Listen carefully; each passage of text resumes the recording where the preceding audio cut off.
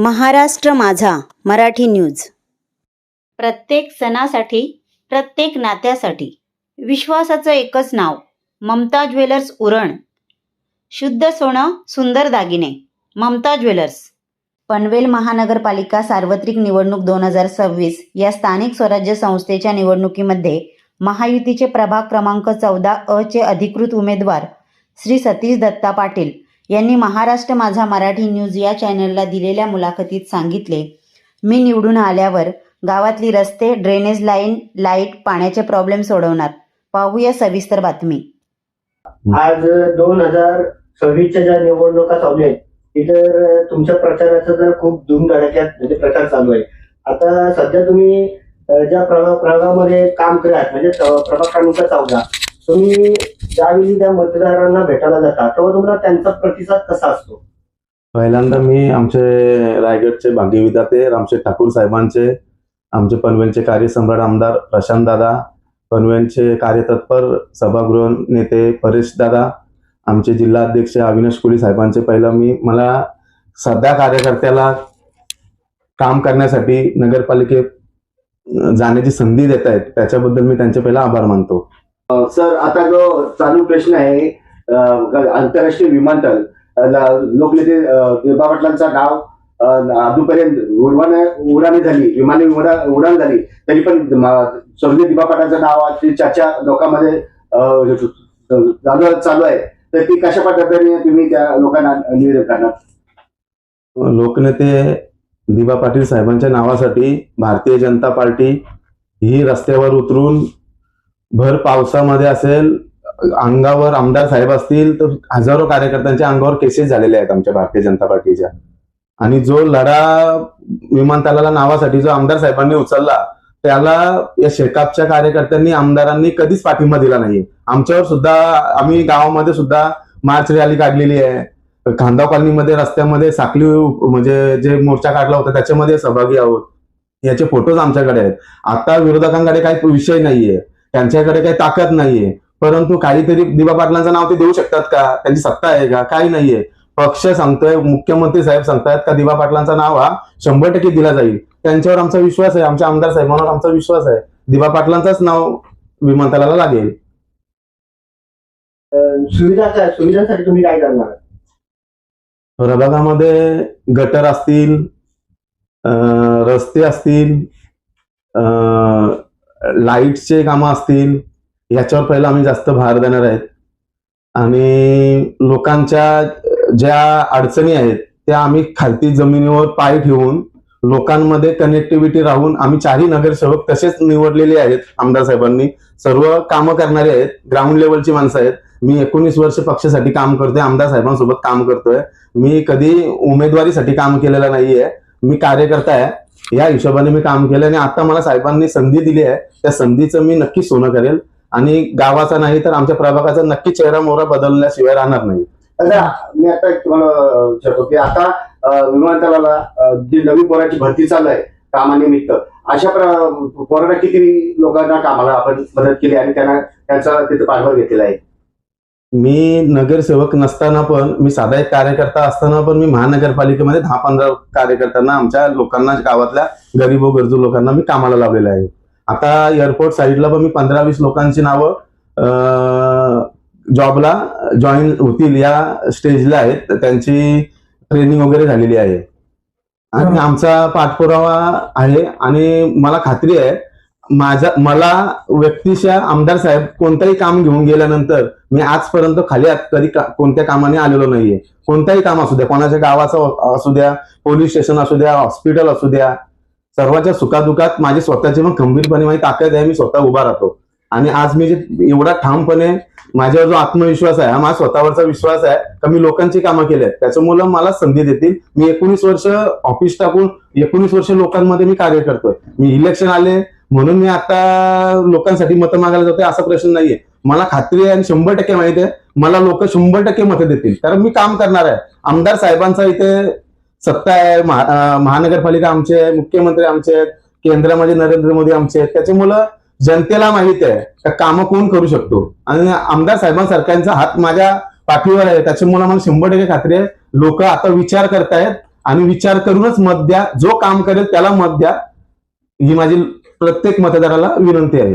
महाविकास आघाडीच्या नेत्यांचं असं म्हणणं आहे का सतीशदादा पाटील हे निवडणूक डोळ्यासमोर ठेवून लोकांना फिरायला नेतात आणि तसा ते प्रचार सोशल मीडियावर करतात. ही गोष्ट खरी आहे का?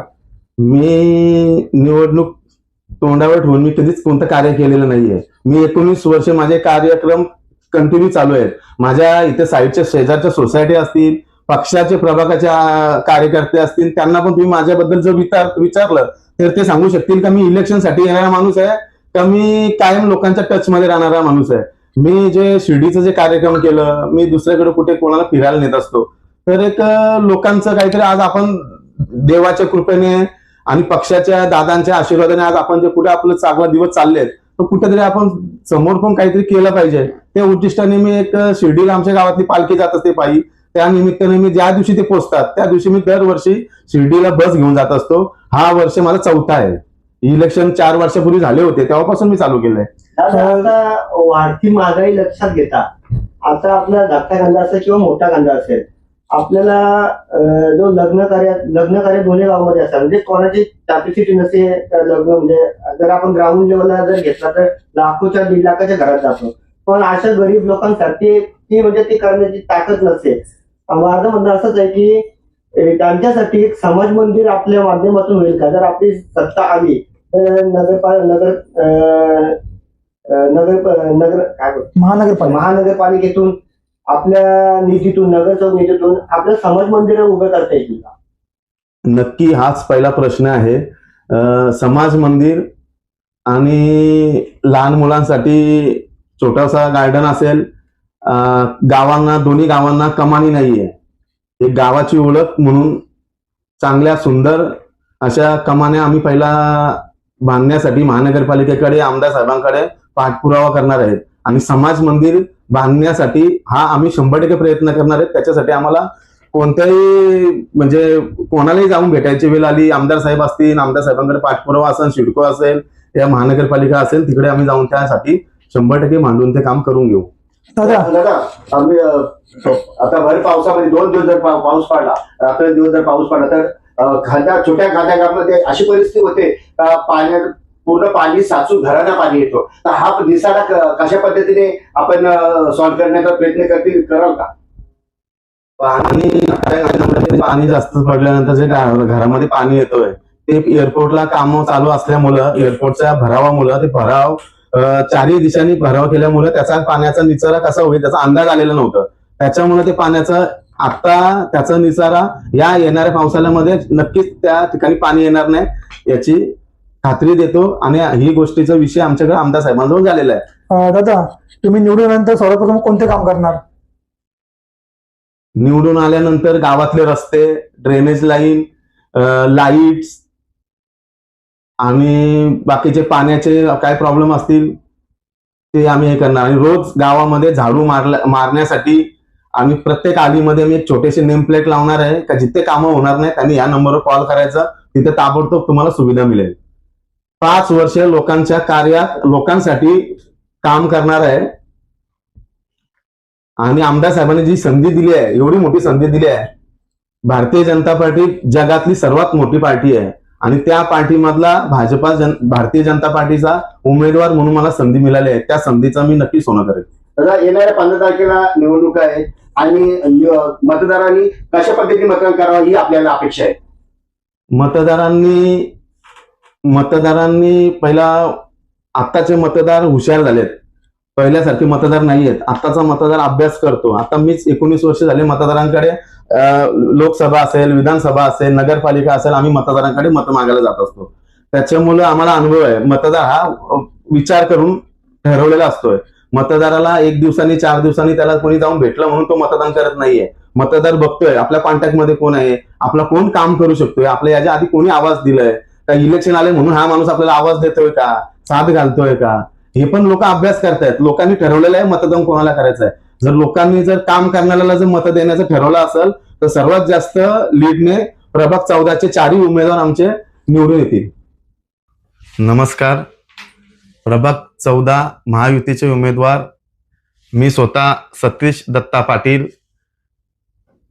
रेणुका मयुरेश नेतकर, सारिका अतुल भगत, इक्बाल हुसेन काजी असे आम्ही चौघेजण निवडणुकीला सामोरे जातोय. आम्हाला चौघांना भरघोस मताने विजय करा. आपली निशाणी आहे कमळ.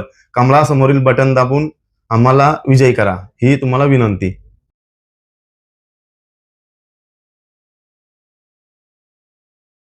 ह्या चॅनलला लाईक करा, सबस्क्राईब करा आणि पाहत रहा महाराष्ट्र माझा मराठी न्यूज.